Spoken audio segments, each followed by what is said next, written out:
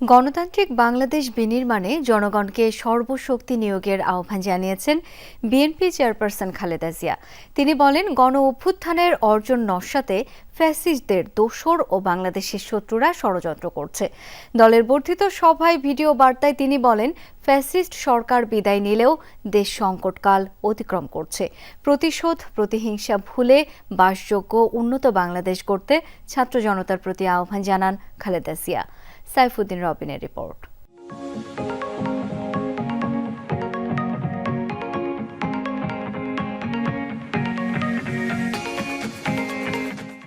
অনেকবারের MP কাজী ২৮ বছর পর দলের বর্ধিত সভা। বিগত দিনে এমন বৃহৎ কোনো সাংগঠনিক কর্মকাণ্ড বিএনপি চেয়ারপারসন খালেদা জিয়ার অনুপস্থিতিতে হয়েছে তার নজির নেই। অসুস্থতার কারণে যুক্তরাজ্যে চিকিৎসাধীন খালেদা জিয়া অনেকটা চমকে দিলেন তৃণমূল থেকে কেন্দ্রের প্রায় ৪,০০০ নেতাকর্মীকে।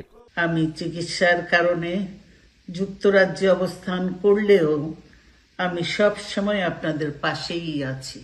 পরিবর্তিত পরিস্থিতিতে বিএনপির বর্ধিত সভায় প্রধান অতিথি হিসেবে ভিডিও বক্তব্য দিলেন খালেদা জিয়া। শুরুতেই নির্যাতন নিপীড়নের শিকার নেতাকর্মীদের প্রতি কৃতজ্ঞতা এবং ফ্যাসিস্ট মুক্ত বাংলাদেশে একত্রিত হতে পারায় স্রষ্টার কাছে জানান শুকরিয়া। আমাদের সব সময় শহীদ প্রেসিডেন্ট জিয়াউর রহমানের সেই উক্তি মনে রাখা দরকার, ব্যক্তির চেয়ে দল বড়, দলের চেয়ে দেশ।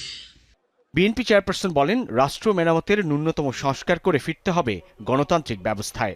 দেশ আজ এক সংকটময় সময় অতিক্রম করছে। অন্তর্বর্তীকালীন সরকার গঠিত হয়েছে। তাদের কাছে জনগণের প্রত্যাশা, রাষ্ট্র মেরামতের ন্যূনতম সংস্কার দ্রুত সম্পন্ন করে গণতান্ত্রিক ব্যবস্থায় ফিরে যাওয়ার জন্য সকলের কাছে গ্রহণযোগ্য একটি নির্বাচন অনুষ্ঠান সম্পন্ন করা। ফ্যাসিস্ট ও তাদের দোসররা গণ অভ্যুত্থানে প্রাপ্ত অর্জন নস্যাতের চক্রান্ত করছে বলেও জানান বিএনপি চেয়ারপারসন। তরুণ সমাজ আজ এক ইতিবাচক গণতান্ত্রিক পরিবর্তনের জন্য উন্মুখ হয়ে আছে। ক্ষুদ্র ক্ষুদ্র সংকীর্ণতা ভুলে দেশ ও জাতির বৃহত্তর স্বার্থে আমাদের কাজ করতে হবে।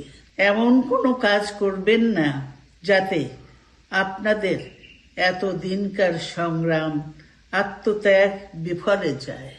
নেতাকর্মী থেকে শুরু করে ছাত্র জনতা সবার প্রতি আহ্বান জানান প্রতিহিংসা, প্রতিশোধ ভুলে বাসযোগ্য উন্নত আধুনিক বাংলাদেশ গড়ে তোলার।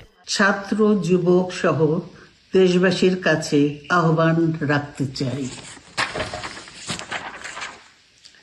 আসুন প্রতিহিংসা, প্রতিশোধ নয়, পারস্পরিক ভালোবাসা ও ভ্রাতৃত্বের মাধ্যমে আমরা সকলে মিলে আমাদের প্রিয় মাতৃভূমিকে, বাংলাদেশকে সত্যিকার অর্থেই একটি বাসযোগ্য উন্নত ও গণতান্ত্রিক রাষ্ট্রে পরিণত করি। দলের নেতাদের নির্দেশ দেন জনগণকে সম্পৃক্ত করে বিএনপিকে আন্দোলন সংগ্রাম ও রাষ্ট্র পরিচালনার জন্য ঐক্যবদ্ধ করার। এত ত্যাগের বিনিময়ে প্রাপ্ত এ অর্জনকে সুসংগত এবং ঐক্যকে আরো বেগবান করি। সাইফুদ্দিন রবিন, যমুনা নিউজ, ঢাকা।